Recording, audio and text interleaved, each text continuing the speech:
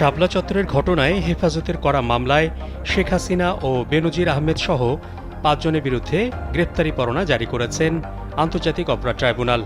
এছাড়া এই মামলায় ৪ জন অভিযুক্ত যারা গ্রেফতার হয়ে কারাগারে আছেন তাদের প্রোডাকশন ওয়ারেন্ট মূলে হাজির করার নির্দেশ দিয়েছেন। আসামি হলেন সাবেক স্বরাষ্ট্র প্রতিমন্ত্রী শামসুল হক টুকু, সাবেক আইজিপি শহীদুল হক, সাবেক সেনা কর্মকর্তা জিয়াউল হাসান ও সাবেক পুলিশ কর্মকর্তা মোল্লা Nazrul Islam.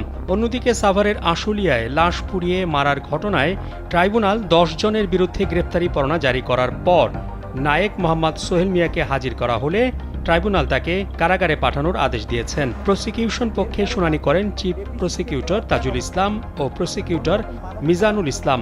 Insect repellent master batch যুক্ত আরএফএল ওয়াট্রো, কাপড় যত্নে রাখার নাম্বার 1 সলিউশন। চেয়ারম্যান সহ ট্রাইব্যুনালের অপর 2 সদস্য উপস্থিত ছিলেন। প্রসিকিউশন পক্ষে উপস্থিত ছিলেন প্রসিকিউটর BM সুলতান মাহমুদ, গাজী MS তামিম, মোহাম্মদ শহীদুল ইসলাম, তারেক আবদুল্লাহ ও শাইখ মাহাদি।